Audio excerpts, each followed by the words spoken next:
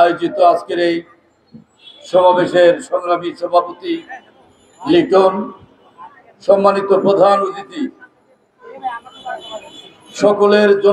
সকলের প্রিয় মানুষ, প্রিয় নেতা, রাজপথে আন্দোলন সংগ্রামের যিনি সাক্ষ্য বহন করে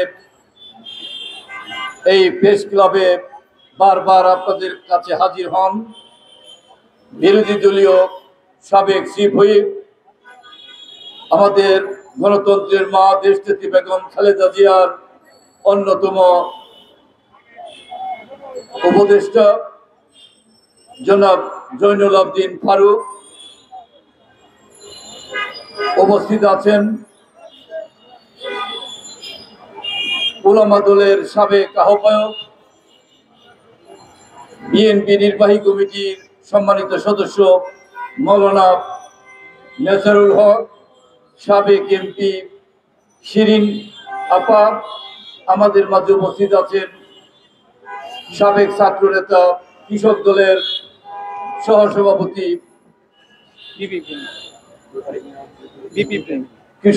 সহসভাপতি বিপি ইব্রাহিম খলিল,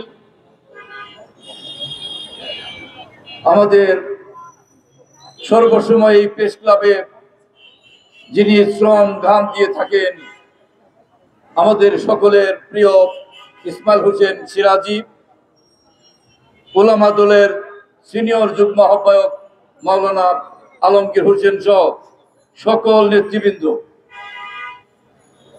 নির্ধারিত একটি প্রোগ্রাম আছে আমাদের দলের, যে কারণে আজকে বক্তব্য আমি দীর্ঘায়িত করব না। হাসিনাকে বাংলাদেশে এনে ঢাকায়, দিল্লি থেকে ঢাকায় এনে ফাঁসি দেওয়ার দাবিতে এই সমাবেশ। এই তৃণমূল নাগরিক কমিটিরই দাবি এটা নয়, বাংলাদেশের সকল মানুষের দাবি হাসিনাকে ফাঁসি দিতে হবে। ভাইরা, হাসিনা, তুমি ঘুঘু দেখেছো, ঘুঘুর ফান্দে হাসিনা শুনেছো, ফান্দে পড়ে বগা কান্দে। তুমি ফান্দে পড়ে এখন কান্নাকাটি শুরু করেছো, ষড়যন্ত্র শুরু করেছো। তোমার কোন ষড়যন্ত্র বাংলাদেশে আর টিকবে না। ভাইরা, আমরা আগামী দিনে প্রমাণ করব আওয়ামী লীগ এবং আওয়ামী লীগের দূষর কোনোভাবেই মাথাচাড়া দিয়ে উঠে বাংলাদেশকে আর যাতে বিশৃঙ্খলায় ফেলতে না পারে, বাংলাদেশকে যাতে পিছনে ফেলতে না পারে। আমাদের নেতা, দেশ নেতা তারেক রহমান যে নির্দেশনা দিয়েছে, সেই নির্দেশনা অনুযায়ী বাংলাদেশে গণতান্ত্রিক আন্দোলন সংগ্রাম এবং জনগণের অধিকার প্রতিষ্ঠা করার জন্য এই অন্তর্বর্তীকালীন সরকারকে আমরা সহযোগিতার মধ্য দিয়ে একটি নিরপেক্ষ নির্বাচন হবে। সেই নির্বাচনে বাংলাদেশের মানুষ প্রমাণ করবে হাসিনার ফাঁসি তার আগেই হয়েছে, এটা বাংলাদেশের মানুষ দেখতে চায় নির্বাচনের আগেই। ভাইরা আমার বক্তব্য দীর্ঘায়িত না করে, সাংবাদিক ভাইরা, আপনাদের স্বাধীনতা ফিরে এসেছে, স্বাধীনতা ফিরে এসেছে। এই স্বাধীনতা যথাযথভাবে আপনারা কাজে লাগাবেন, এই আহ্বান জানিয়ে আমার বক্তব্য শেষ করছি। আল্লাহ হাফেজ। বাংলাদেশ জিন্দাবাদ। শহীদ জিয়া হোক, বেগম খালেদা জিয়া জিন্দাবাদ। আগামী দিনের রাষ্ট্রনায়ক তারেক রহমান জিন্দাবাদ। ধন্যবাদ আবুল কালাম সিদ্দিকী ভাইকে। এ পর্যায়ে প্রধানমন্ত্রী অতিক্রমে বক্তব্য রাখবেন বাংলাদেশ জাতীয়তাবাদী কৃষক দল কেন্দ্রীয় সংসদের সুযোগ্য সহসাধারণ সম্পাদক, তৃণমূল নাগরিক আন্দোলনের বিপ্লবী সভাপতি জনাব মফিজুর রহমান লিটন ভাইকে তার বক্তব্য রাখার জন্য অনুরোধ করছি। বক্তব্য রাখবেন মফিজুর রহমান লিটন।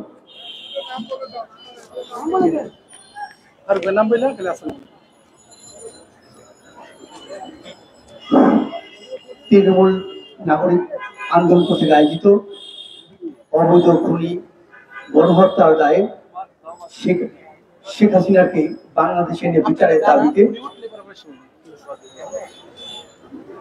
আজকের এই অবস্থান ধর্মঘট। এই ধর্মঘটের প্রধান অতিথি, প্রধান আকর্ষণ রাজপথের লড়াকু সৈনিক, খেলা নিখোঁজ নেতা, রাজপথের নেতৃত্ব, সে আপনাদের সবারই চেনা মুখ, জয়নুল আবদিন ফারুক সহ জাতীয় নেতৃবৃন্দ, আমার সংগ্রামে সালাম, শুভেচ্ছা ও অভিবাদন গ্রহণ করুন। প্রধানমন্ত্রী বক্তব্য দেবেন বক্তব্য দেওয়ার কোনো সুযোগ নেই। সাংবাদিক ভাইদের আরেকটি প্রোগ্রাম থাকার কারণে আমি শুধু একটি কথা বলবো, এই জয়নুল আবেদিন ফারুক সাবেক চৌধুরী বারবার সদস্য, তিনি এই প্রেস ক্লাবে দাঁড়িয়ে বারবার বলেছিল এই অবৈধ খুনি শেখ হাসিনাকে একটি সুস্থ নির্বাচন দেওয়ার জন্য, কিন্তু উনি কর্ণপাত করেনি। তাকে বাংলাদেশের জনগণ এমন ভাবে বিতাড়িত করেছে, তার অস্তিত্ব বাংলাদেশে এখন সংকট। আমি আমার সংক্ষিপ্ত বক্তব্য এখানে শেষ করছি। আল্লাহ হাফেজ। ধন্যবাদ নিবেন ভাইকে। এরপর যে বক্তব্য রাখবেন আজকের এই অবস্থান কর্মসূচির সম্মানিত প্রধান অতিথি,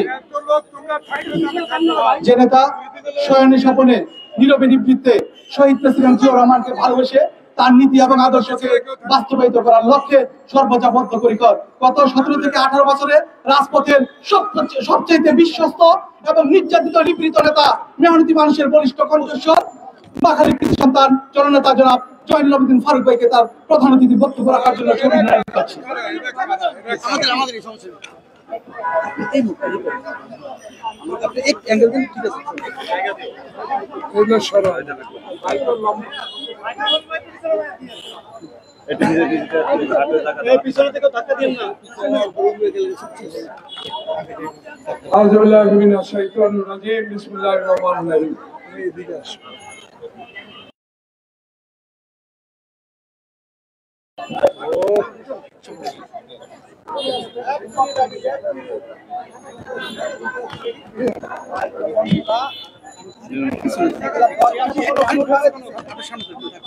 তৃণমূল নাগরিক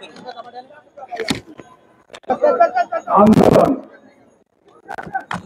অতীতে বহুবার স্বৈরাচারী শেখ হাসিনা সরকারের পতনের আন্দোলনে দেশ নেত্রী বেগম খালেদা জিয়ার মুক্তি, বাংলাদেশে সকল সাংবিধানিক প্রতিষ্ঠানগুলো রক্ষার দাবিতে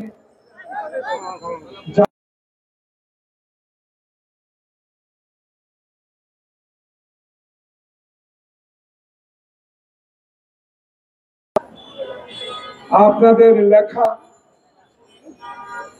আপনাদের ছবি, আপনাদের স্ব টেলিভিশন পত্রিকায় জমা দেওয়ার যে সুযোগ, অতীতে সেই সুযোগ থেকে বঞ্চিত ছিলেন। আপনাদের এই বঞ্চিতদের পক্ষে দাঁড়িয়েছে তৃণমূল নাগরিক আন্দোলন। স্নেহের সভাপতি, উপস্থিত আমার সহযোদ্ধাবৃন্দ, একটু পরেই গুলশানে আরেকটি সংবাদ ব্রিফিং আছে। আমার প্রিয় বন্ধুগণ, যারা